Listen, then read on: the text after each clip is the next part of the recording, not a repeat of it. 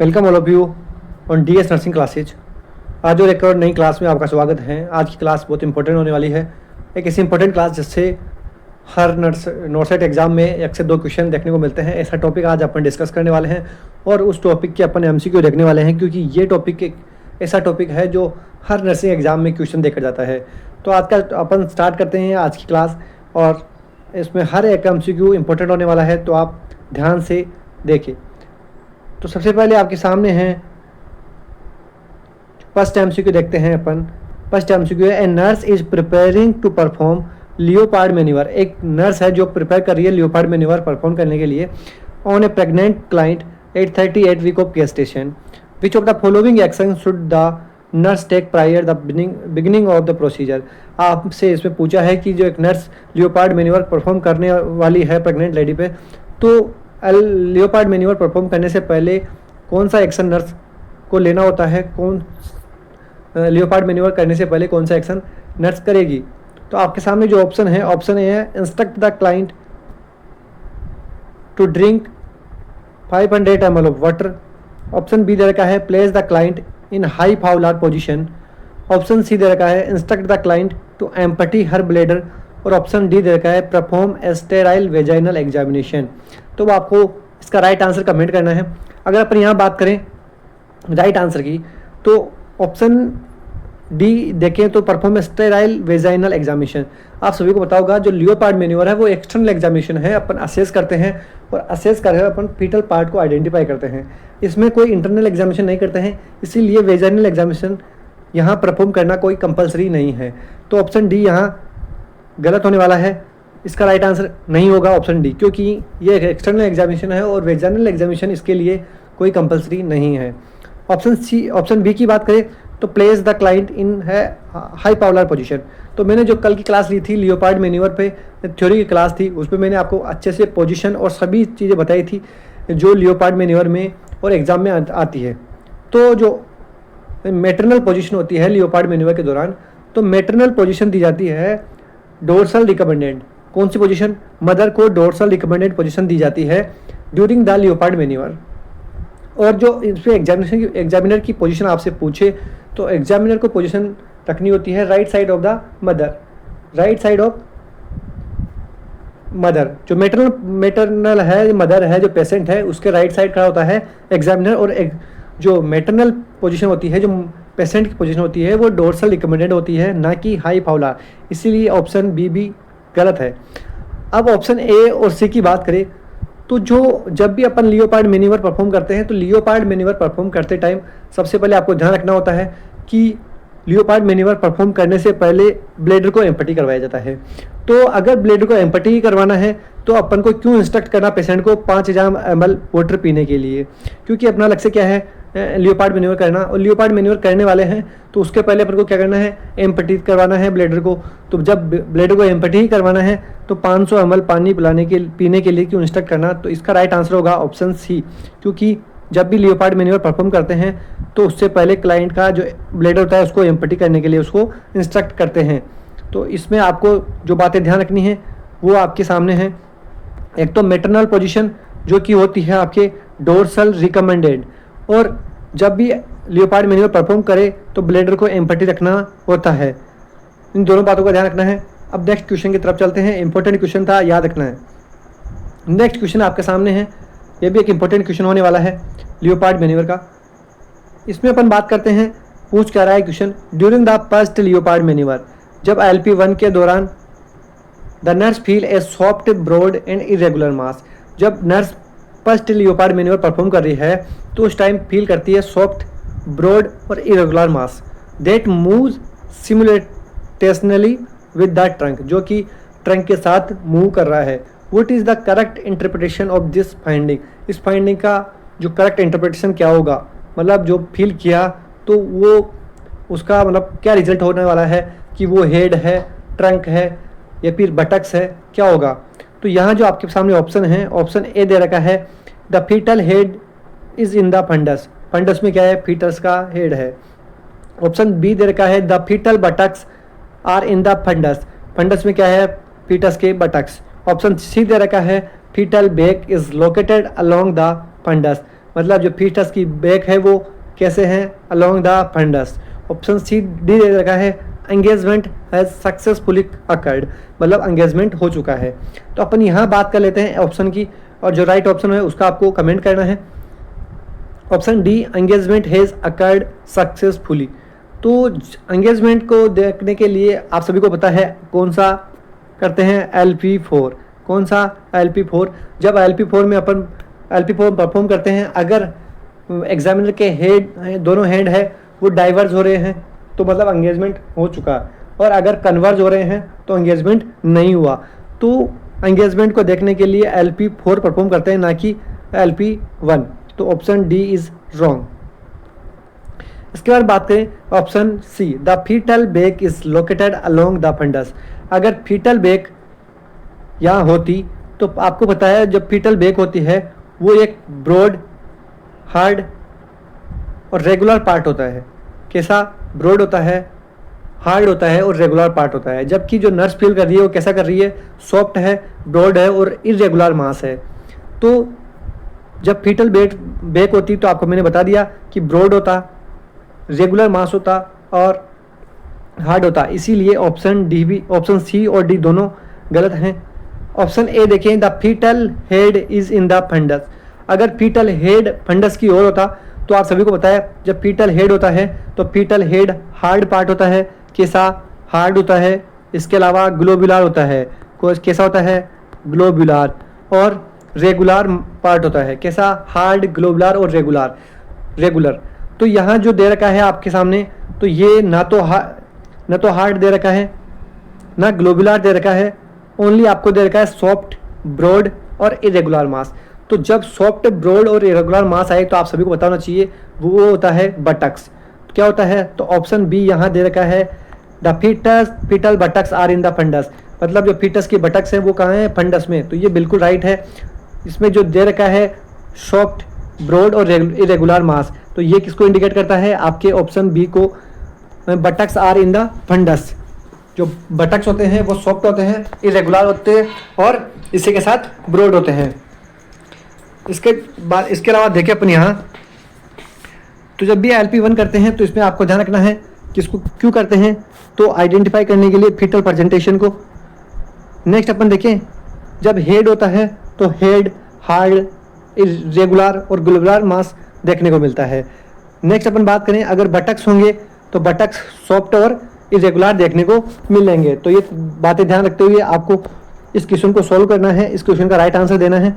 और इस क्वेश्चन का राइट आंसर देखने को मिला है option B, the fetal buttocks are in the fundus. Next अपने पास सामने क्वेश्चन नंबर 3 है, विच ऑफ द फॉलोइंग। आपको जो सेशन है उसको लाइक भी करना है और कमेंट भी करना है। बिल्कुल जो भी आपको जहाँ भी प्रॉब्लम आए आपको कमेंट कर देना है, मैं उसके लिए आपको रिप्लाई दे दूंगा। क्वेश्चन है, विच of the following describe the correct technique and purpose. Correct technique and purpose of second leopard में। आपको LP सेकेंड का सही टेक्निक और पर्पज देखना है कि इसमें कौन सा स्टेटमेंट बता रहा है कि सही बता रहा है सेकेंड लियोपार्ड मैनुअल की टेक्निक और पर्पज को। तो ऑप्शन दे रखे हैं आपके सामने। ऑप्शन ए है, facing the client's feet, palpate the lower pole to check the engagement. तो सबसे पहली बात, facing the client feet, only एकमात्र ऐसा लियोपार्ड मैनुअल है जिसमें एग्जामिनर पेस करता है क्लाइंट्स के फीट को। तो आप सभी को पता है वो है LP4। क्या है, LP4। LP4 में जो हैंड की डायरेक्शन होती है एग्जामिनर की वो टुवर्ड फीट होती है, टुवर्ड क्लाइंट फीट होती है, न कि टुवर्ड पेस। तो option A is wrong. Option B दे रखा है, palpate the fundus with both hand to determine fetal lie. बिल्कुल गलत है। आप सभी को पता है जब फंडस को पाल्पेट करते हैं तो वो LP1 है। फंडल ग्रिप में अपन फंडस को पाल्पेट करते हैं, ना कि LP2 में। इसके अलावा ऑप्शन डी दे रखा है, pressing over the symphysis pubis to evaluate the fetal head flexion. तो सिम्पाइसिस प्यूबिस को अपन जो प्रेस करते हैं वो आपकी करते हैं LP3 में, सेकेंड पेल्विक ग्रिप में करते हैं, ना कि सेकेंड लियोपार्ड मैन्यूवर में। तो यहाँ जो राइट आंसर होगा आपके सामने वो होने वाला है ऑप्शन सी। क्या, ऑप्शन सी। ऑप्शन सी में क्या दे रखा है आपको?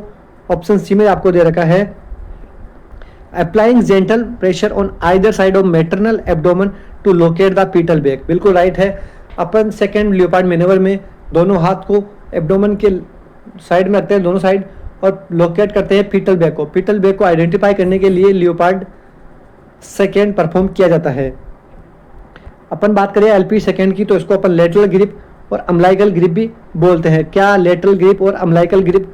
नेक्स्ट अपन बात करें, इसमें क्या करते हैं, जो हैंड होते हैं उनको बोथ साइड ऑफ एब्डोमेन रखते हैं, और इसमें क्या आइडेंटिफाई करते हैं?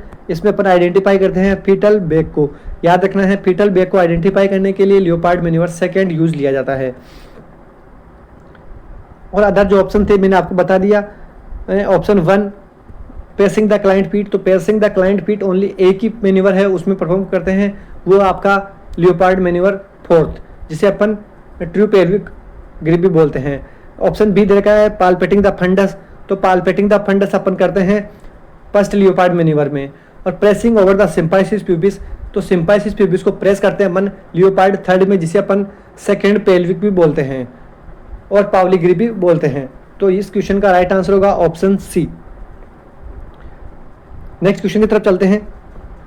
सारे जो क्वेश्चंस है वो इंपॉर्टेंट क्वेश्चन होने वाले हैं, और इन क्वेश्चंस में आपको देखने को मिलेंगे आने वाले नर्सिंग एग्जाम्स में, जो कि आने वाला नॉर्थ सेट एग्जाम है, आरआरबी का है, और राजस्थान में जो होने वाला है नर्सिंग ऑफिसर का एग्जाम, बहुत बड़ी वैकेंसी आने वाली है, उसमें भी आपको हेल्पफुल होने वाले हैं। नेक्स्ट क्वेश्चन आपके सामने है, जल्दी से पढ़कर आपको इसका आंसर कमेंट करना है। विच of the following distinguish the fourth leopard manoeuvre first pelvic grip from other manoeuvres. ऐसी कौन सी कंडीशन है जो फोर्थ लियोपार्ड मैन्यूवर को अदर ग्रिप से, अदर मैन्यूवर से डिफ्रेंशिएट करती है, अलग बनाती है? ऑप्शन ए दे रखा है यहाँ पे the nurse faces the client head, तो मैं आपको बता दूं nurse faces the client head या पेस, तो ये है आपके जो LP1 है, LP2 है और LP3 है। लियोपार्ड मैन्यूवर फर्स्ट, सेकेंड और थर्ड तीनों में ही जो एग्जामिनर होता है वो अपने हैंड का डायरेक्शन होती है टुवार्ड मैटरनल पेस, तो ऑप्शन ए राइट नहीं होने वाला है इसमें। ऑप्शन बी है the nurse faces the client feet, और ऑप्शन सी है it perform while the client is standing. बिल्कुल स्टैंडिंग में तो कोई सा ही लियोपार्ड मैन्यूवर परफॉर्म नहीं किया जाता है, तो ये ऑप्शन सी तो गलत होने वाला है। The evaluate the exact amount amniotic fluid index, amniotic fluid index की में अपन यहाँ पता नहीं करते हैं, यहाँ अपन ओनली फीटल पार्ट को आइडेंटिफाई करते हैं, आइडेंटिफिकेशन करते हैं, जिसमें फीटल एंगेजमेंट और उसके प्रेजेंटेशन और बैक की पोजीशन को आइडेंटिफाई असेस करते हैं, ना कि एक एमनियोटिक फ्लूइड इंडेक्स को। तो यहाँ जो डिफ्रेंशिएट करता है लियोपार्ड मैन्यूवर फोर्थ को अदर मैन्यूवर से, वो है ये एक ऐसा मैन्यूवर है जिसमें जो एग्जामिनर के हैंड है वो टुवार्ड मैटरनल फीट होते हैं, मतलब उनकी डायरेक्शन क्या होती है? Toward maternal feets. बाकी जो LP1, LP2, LP3 है उनमें जो हैंड की डायरेक्शन होती है वो होती है टुवार्ड मदर की डायरेक्शन, मदर के फेस की डायरेक्शन में। तो ये आपको याद रखना है। यहाँ दे रखा है LP फर्स्ट, LP सेकेंड और LP3, इन तीनों में ही क्या होता है? Examiners hands toward maternal face. बिल्कुल सही है। जो इसमें हैंड की डायरेक्शन होती है वो किधर होती है? मैटरनल फेस की तरफ।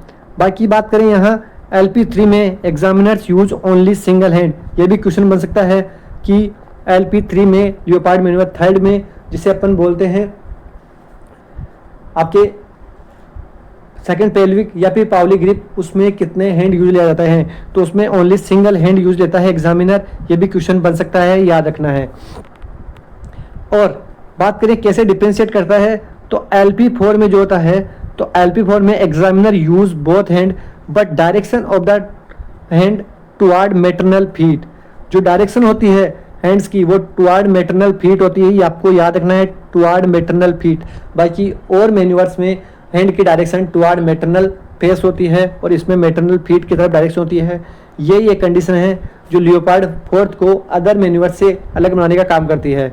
तो इस क्वेश्चन का राइट आंसर आपके सामने आ चुका है, option B, the nurse faces the client feet. बिल्कुल सही है ये। अब नेक्स्ट बात करें, नेक्स्ट क्वेश्चन आप सभी के सामने आ चुका है, आपको पढ़ना है आराम से और इसका आंसर कमेंट करना है। क्वेश्चन है, while performing fourth leopard maneuver the nurse's hand converges when moving toward the symphysis pubis how should the nurse documents this finding. आप सभी को पता है, सबसे पहले बात करें यहाँ कि LP4, तो लियोपार्ड मैन्यूवर 4 है, LP4 है, वो क्यों किया जाता है? वो फीटल हेड एंगेजमेंट को आइडेंटिफाई करने के लिए, फीटल हेड एंगेजमेंट को आइडेंटिफाई करने के लिए परफॉर्म किया जाता है।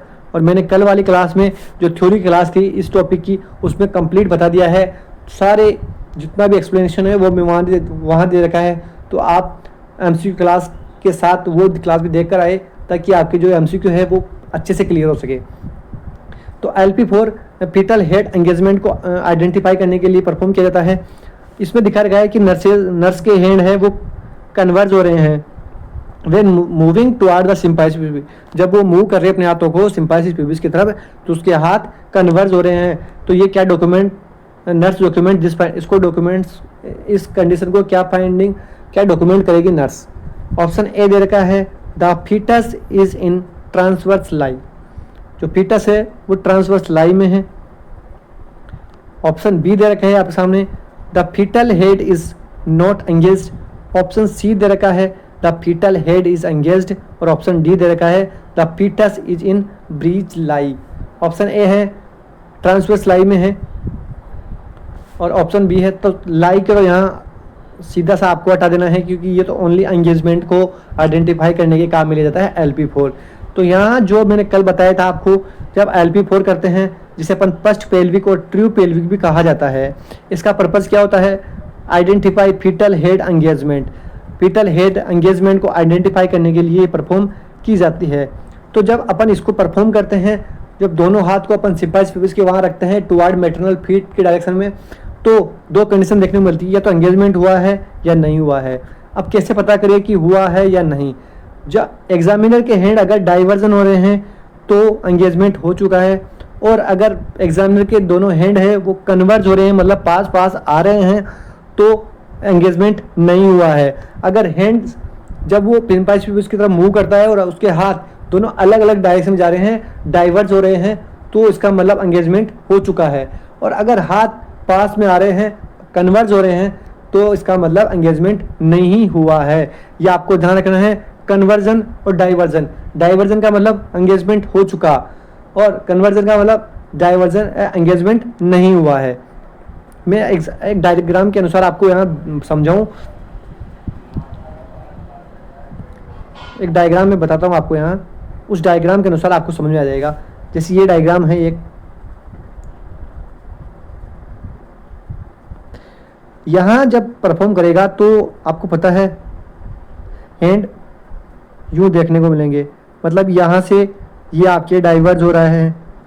और एक डायग्राम ये है आपके सामने जिसमें जो हैंड होंगे वो कन्वर्ज होंगे, क्या होंगे?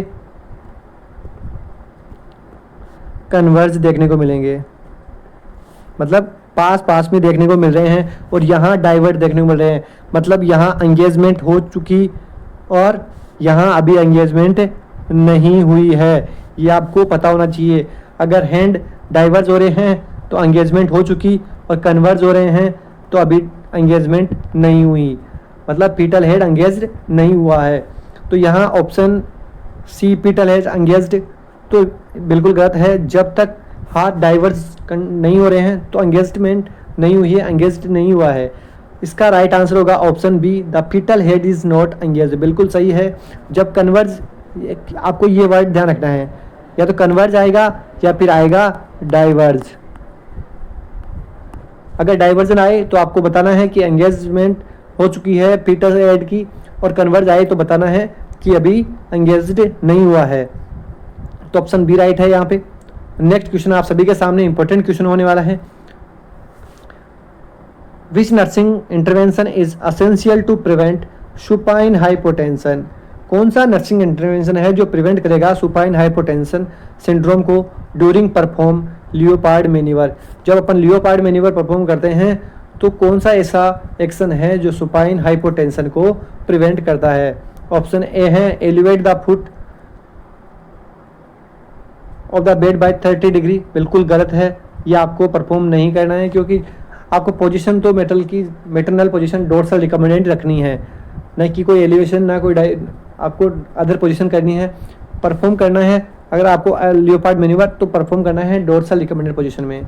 ऑप्शन बी है instruct the client to hold her breath. इससे भी कुछ नहीं होने वाला, क्योंकि आपको पता है सुपाइन हाइपोटेंशन का मतलब है जो इंफीरियर वेना किया हुआ है उसमें प्रेशर लगना, प्रेशर की वजह से उसमें कंप्रेशन आ रहा है। कंप्रेशन में जो बैक फ्लो है ब्लड का वो सही तरीके से नहीं हो पाता है, उसे अपन बोलते हैं supine hypotension syndrome. Option C है place a small pillow under the right hip. बिल्कुल राइट है, ऑप्शन सी इज राइट।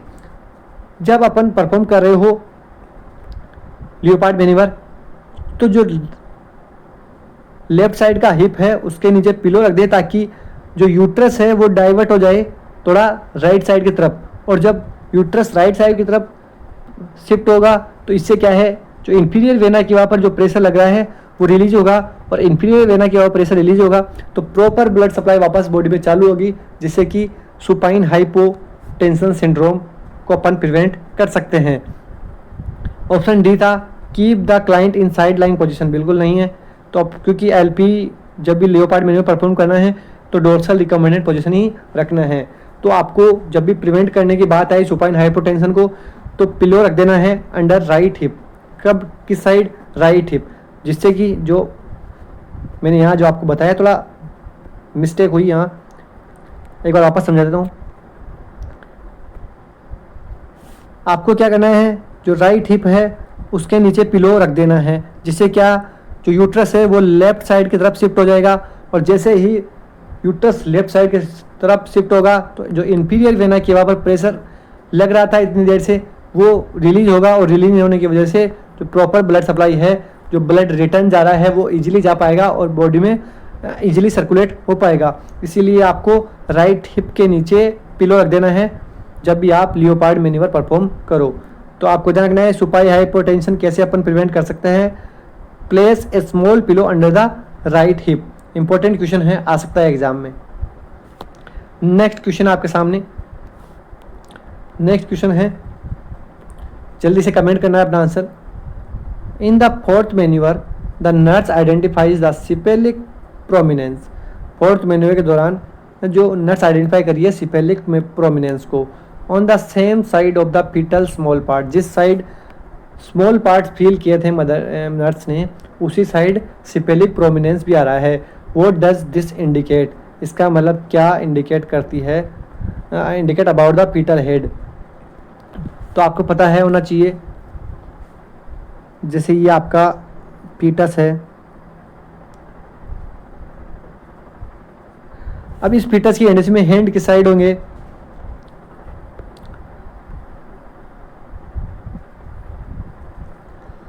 अब इसमें हैंड जो मेनी पार्ट होते हैं वो इस साइड होंगे, और ये इसकी बैक हुई।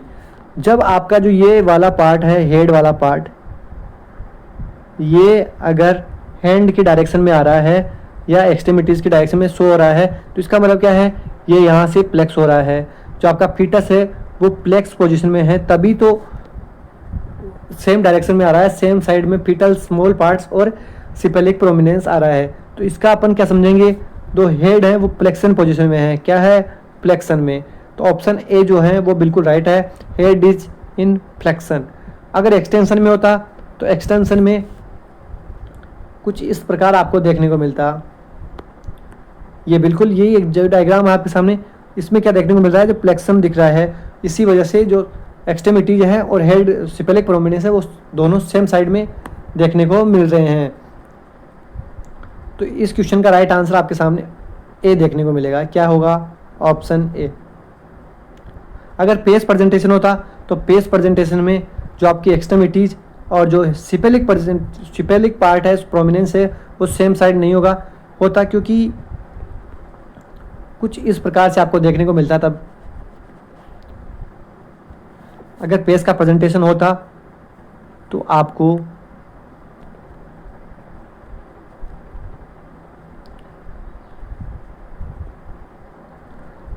ये आपका यहाँ पेस प्रेजेंटेशन होता, इसीलिए यहाँ जो ऑप्शन राइट होगा वो ऑप्शन ए होगा, the head in the flexion. Next question है आपके सामने, during the first manoeuvre the nurse palpate a hard round and highly ballottable, मतलब बेलोटेबल मतलब movable mass in the fundus, which fetal presentation does this finding suggest. जो पहले question आ चुका है वैसा ही क्वेश्चन है, लेकिन थोड़ा यहाँ आपको क्या पूछा है, यहाँ प्रेजेंटेशन पूछा है। अब ये आपका यूट्रस है और ये आपका फीटस है। फीटस में क्या बताया है कि जब फंडल एग्जामिनेशन कर रहे हैं तो फंडल एग्जामिनेशन में हार्ड बेलोटेबल जो कि फ्रीली मूव करता है और राउंड पार्ट देखने को मिल रहा है। तो आप सभी को पता है जब फंडस में हेड होगा तो हेड क्या होता है, हार्ड होता है, हाईली बेलोटेबल मतलब फ्रीली मूव करता है और राउंड होता है। तो इसका मतलब कौन सी प्रेजेंटेशन होगी, अगर फंडस में हेड है तो आप सभी को आइडिया होगा, आपको सभी को कॉमन सेंस की बात है कि प्रेजेंटेशन आप सभी को पता है कि कौन सी होगी, ब्रीच प्रेजेंटेशन होगी। कौन सी, ब्रीच, क्योंकि जब हेड ऊपर है और जो आपके बटक्स है वो नीचे हैं, तो सीधी सी जब बटक्स आपके प्रेजेंटेशन पार्ट में आते हैं तो कौन सा प्रेजेंटेशन होगा, वो होगा आपका ब्रीच प्रेजेंटेशन। सिपेलिक तो बिल्कुल नहीं होगा, क्योंकि आप सभी को होता है हेड तब आपके सर्विक्स की तरफ होता है तो वहाँ ब्रीच सिपेलिक प्रेजेंटेशन होता है। शोल्डर भी बिल्कुल नहीं होगा। ट्रांसवर्स प्रेजेंटेशन तो ये सीधा सा दिख रहा है, लॉन्गिट्यूडनल प्रेजेंटेशन है, लॉन्गिट्यूडनल लाई है, तो यहाँ ट्रांसवर्स की तो बात ही खत्म है, शोल्डर की बात खत्म है। सिपेलिक भी नहीं होगा, क्योंकि सिपेलिक तब होता तब आपके फंडस पाल्पेट करते टाइम वहाँ स्मूथ इरेगुलर पार्ट देखने को मिलता। तो यहाँ ऑप्शन सी इसका राइट आंसर होने वाला है। तो ये कुछ इंपॉर्टेंट क्वेश्चन है जो कि आपको ध्यान रखने हैं। ये देखो, जब लॉन्गिट्यूडनल होता है तो लॉन्गिट्यूडनल और ट्रांसवर्स, लॉन्गिट्यूडनल होने पर आपको दो कंडीशन देखने को मिलेगी, या तो हेड होगा ऊपर या फिर बटक्स होंगे। हेड होगा तो हार्ड देखने को मिलेगा, रेगुलर होगा और ग्लोबुलर होगा, और बटक्स होंगे तो सॉफ्ट होंगे और इरेगुलर होगा। और लॉन्गिट्यूडनल है तो सीधी सी बात है फंडल एग्जामिनेशन में एम्पटी देखने को मिलेगा। ट्रांसवर्स पोजीशन में जब फंडल एग्जामिनेशन करेंगे, अगर ट्रांसवर्स पोजीशन हुई फीटस की तो आपका जो फंडल पार्ट है वो एम्पटी देखने को मिलेगा, सीधी सी बात है। तो ये इंपॉर्टेंट क्वेश्चन थे कुछ, तो इन इंपॉर्टेंट क्वेश्चंस को ध्यान में रखते हुए आपको तैयारी करनी है। और बिल्कुल लियोपार्ड मैन्यूवर एक इंपॉर्टेंट टॉपिक होने वाला है आने वाले एग्जाम के लिए। तो मैंने थ्योरी और एमसीक्यू दोनों क्लास ले ली है, दोनों क्लास इंपॉर्टेंट होने वाली है। दोनों को देखें और वीडियो को लाइक और सब्सक्राइब करें चैनल को। धन्यवाद।